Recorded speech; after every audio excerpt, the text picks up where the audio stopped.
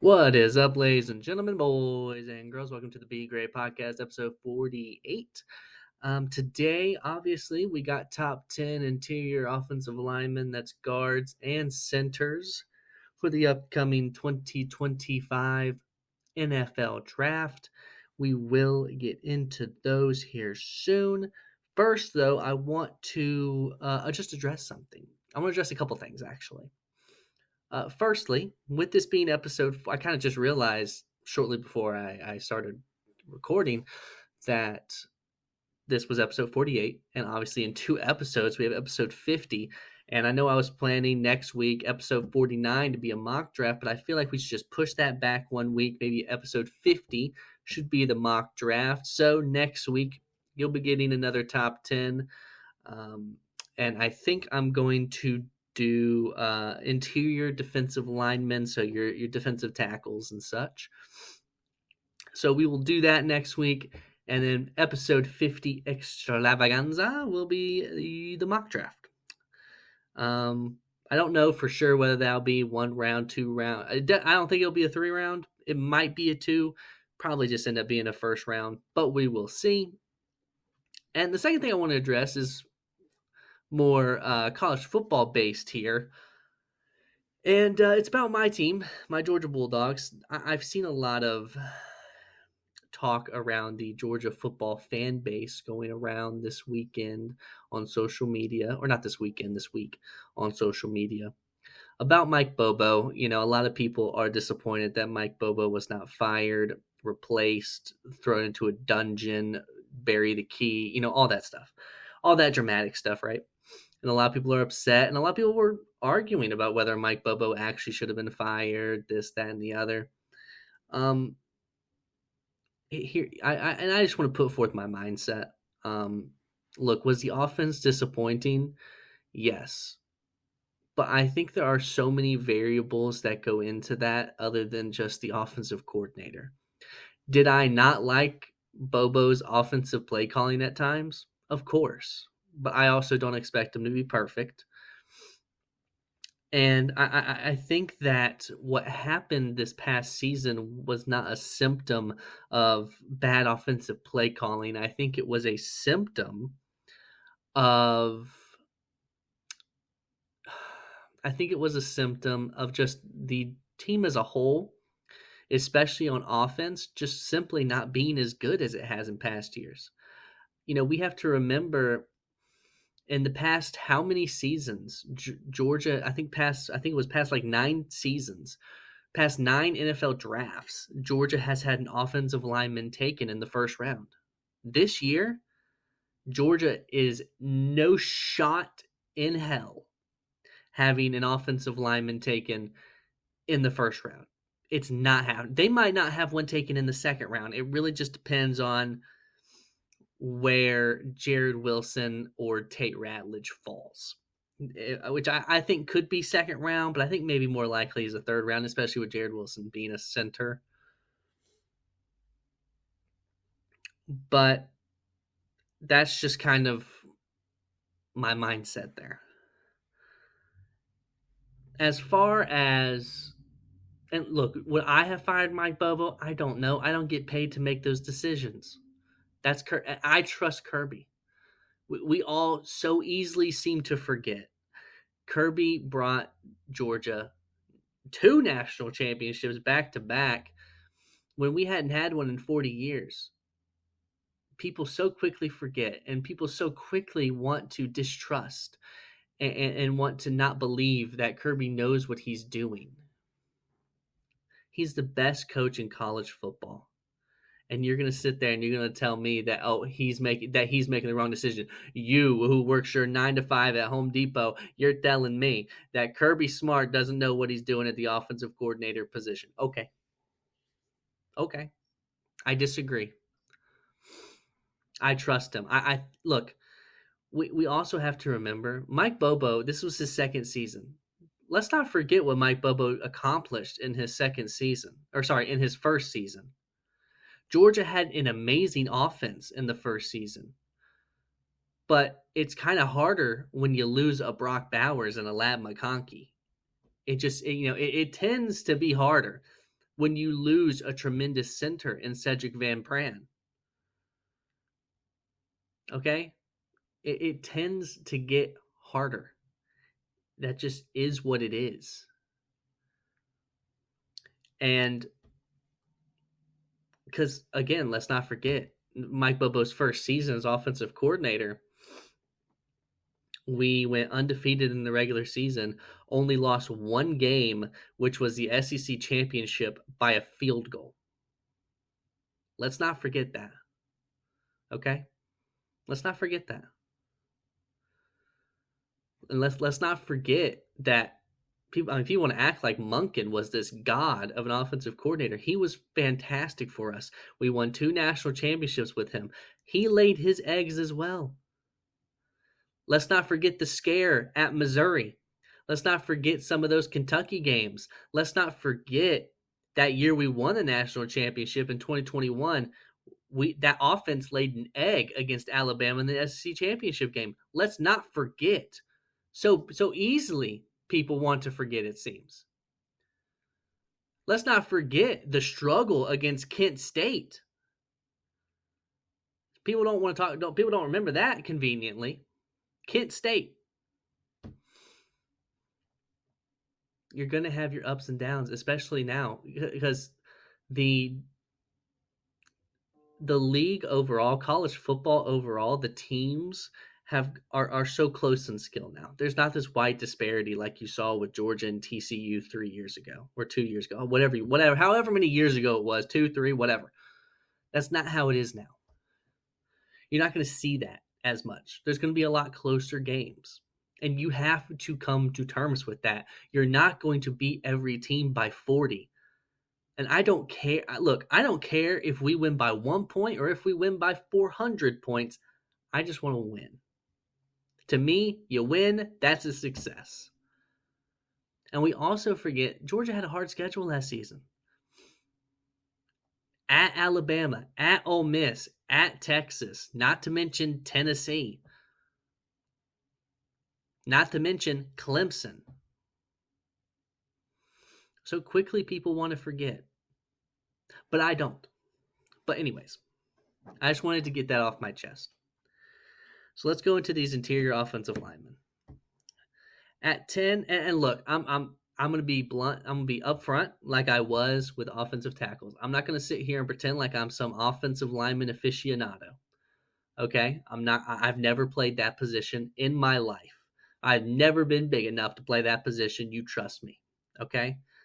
And so I can't tell you, oh my gosh, did you see? Look at his feet work. Look at the angle. Oh my gosh, right there into the shoulder pads. And then he pushed through 90-degree angle. I can't tell you that stuff. Okay. I watch the games and I have an opinion. That's who I am. Okay. Now I'm sure I can go on YouTube and I can go and I can watch highlights. The problem is they're called highlights for a reason. They show all your bright spots. So the highlights don't tell you the full story. But we're going to get into this.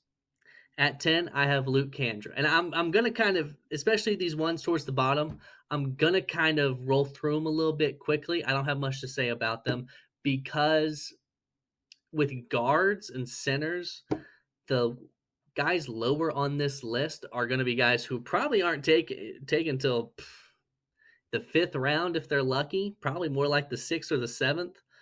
Especially that number 10, Luke Kandra, an interior offensive lineman, a guard out of Cincinnati. I mean, he might get taken in the 7th, realistically. I don't have any honorable mentions for interior offensive linemen, by the way. Charles Grant. Oh my gosh, I knew I should have wrote down what school he went to. It was an FCS school. Was it William and Mary or Saint something? Oh my gosh, I forgot off the top. Actually, I have a laptop in front of me. Why don't I just look it up? Charles Grant, William and Mary. Okay, so I had it right. To be fair. Yeah, again, I don't. But here's the thing: I don't watch William and Mary. I really don't. But you know what? I'm all about guys from these lower tiered programs getting a shot at the NFL level. At 8, interior guy from LSU, Miles Frazier. At 7, a center. I think he's the only center I have on this list. I think so. At 7, I have Jared Wilson, who was the center for Georgia this year. Now, I can talk some about him, obviously, because I watched every Georgia game. Jared Wilson is a guy who surprised me this year. You could make a legitimate argument he was the best offensive lineman for Georgia this past season. I thought he played really well.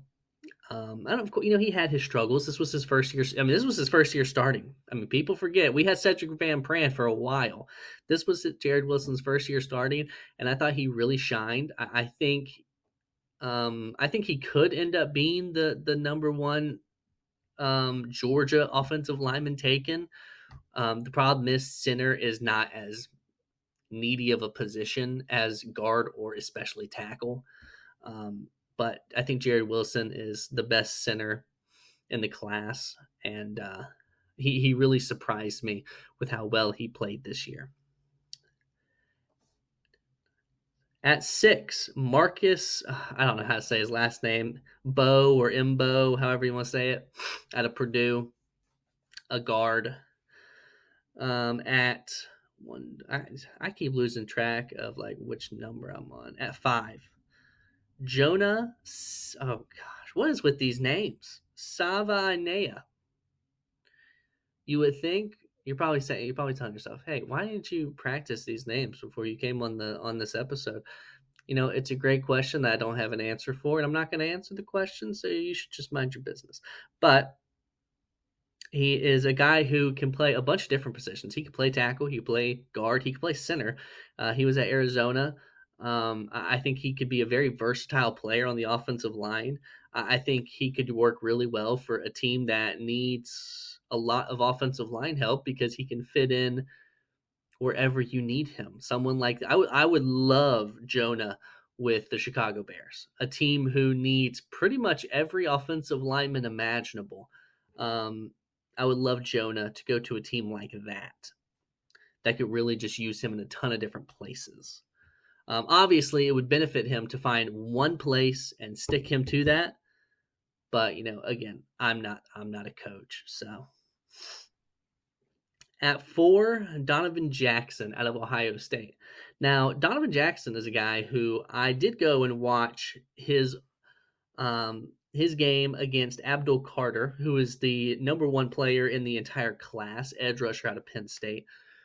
And he was playing tackle. He played left tackle in that game because Josh Simmons was injured.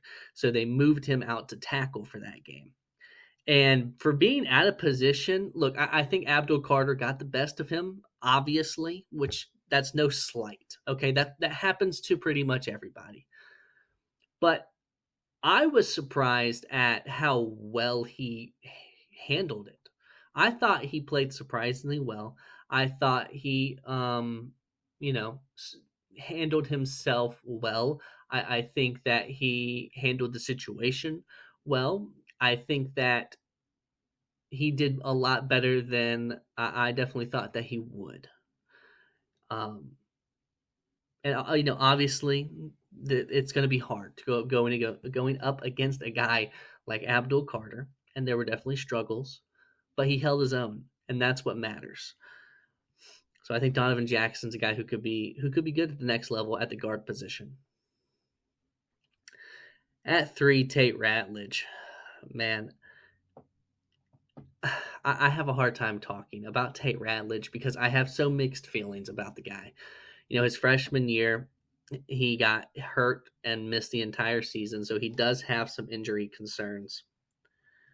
And he had a really good sophomore and junior season. And then this past season comes about. I thought he played really well against Tennessee. I thought he played really well against Clemson. I think those were his 2 best performances. But he had his struggles this year. he had a disappointing season, in my opinion, for sure. The whole offensive line kind of did. And, maybe that's not all on him. Okay. Maybe it's not. But I think he could be someone at the NFL level who could be really good at the guard position with some NFL coaching and stuff like that. I think he could be amazing. I think he would do really well on a team like the Patriots who need offensive linemen.